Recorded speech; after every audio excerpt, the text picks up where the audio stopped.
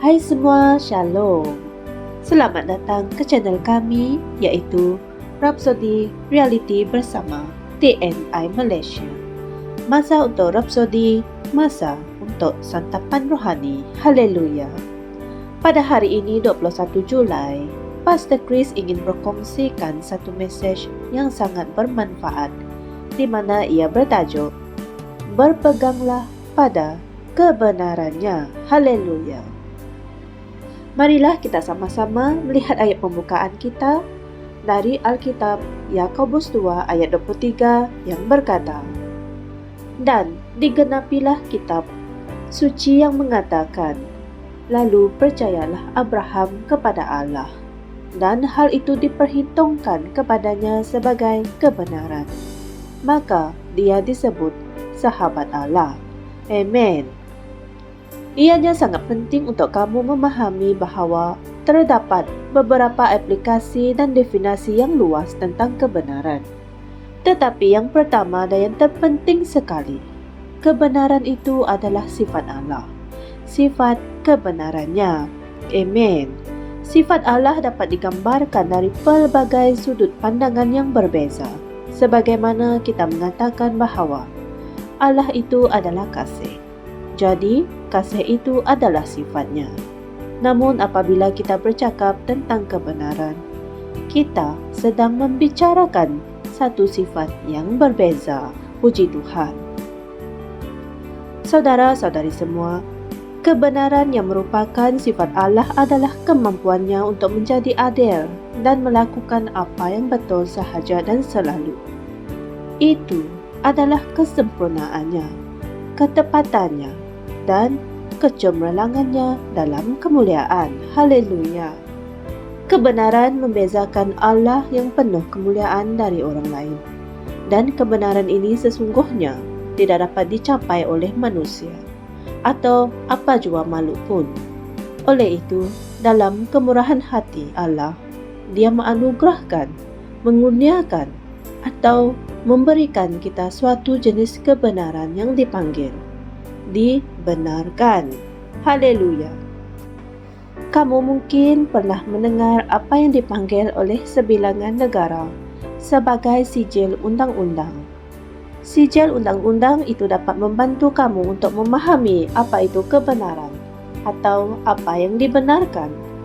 Ia menetapkan suatu produk tertentu memenuhi piawaian atau spesifikasi yang diperlukan oleh kerajaan atau agensi yang berkuasa. Selain itu, terdapat juga sijil reputasi yang baik, yang mengesahkan bahawa sebuah syarikat didaftarkan dengan betul di negeri itu dan mengikut prosedur cukai yang terkini dan mengikut dokumentasi yang diperlukan. Dan oleh itu, syarikat tersebut dibenarkan untuk menjalankan aktiviti perniagaan secara sah di negeri itu. Dibenarkan yang merupakan seperti sijil tingkah laku yang baik atau reputasi yang baik adalah kemampuan untuk layak berdiri di hadapan Allah.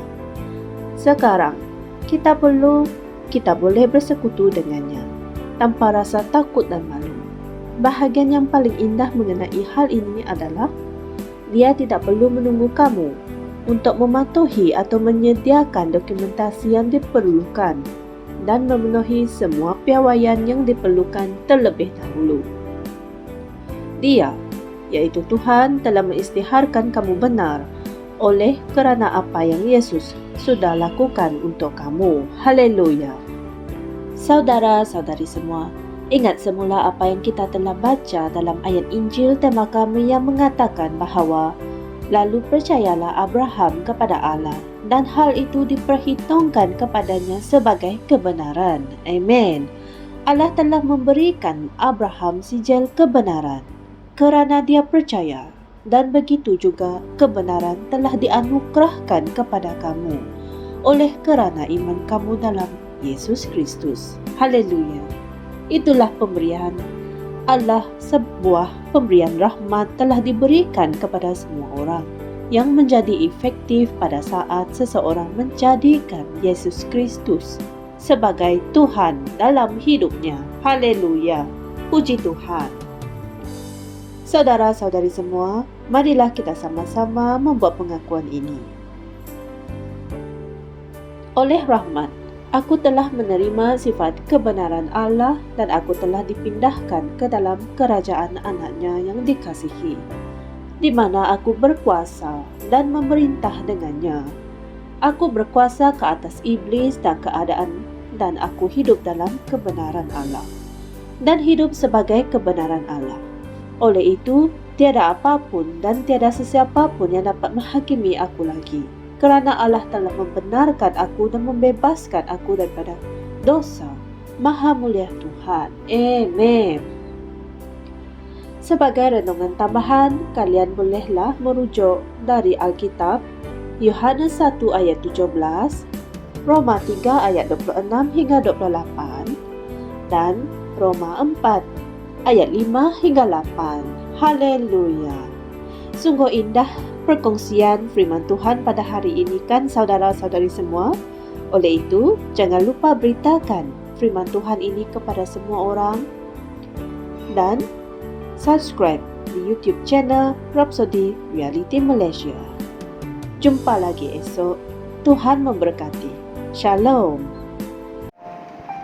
Kami percaya saudara-saudari semua telah diberkati dengan perkongsian firman dari Rhapsody Reality.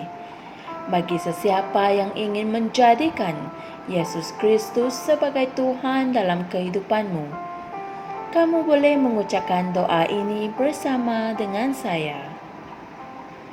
Ya Tuhan Allah, aku mempercayai Yesus Kristus, Anak Allah yang hidup dengan sepenuh hatiku. Aku percaya Dia telah mati untukku dan Allah telah membangkitkan Dia dari kematian. Aku percaya Dia hidup hari ini. Aku mengaku dengan mulutku bahawa Yesus Kristus adalah Tuhan dalam hidupku mulai dari hari ini. Melalui Dia dan di dalam namanya, aku mempunyai kehidupan yang kekal. Aku telah dilahirkan semula. Terima kasih Allah kerana menyelamatkan jiwaku. Aku sekarang adalah anak Allah. Haleluya. Tahniah, sekarang kamu telah menjadi anak Allah. Untuk apa-apa sebarang pertanyaan atau untuk mendapatkan lebih banyak maklumat mengenai bagaimana untuk bertumbuh sebagai seorang Kristian, anda semua boleh hantar mesej di akaun Facebook kami atau email kami di tni.msia@gmail.com. Sekali lagi, tni.msia@gmail.com. Tuhan berkati anda semua.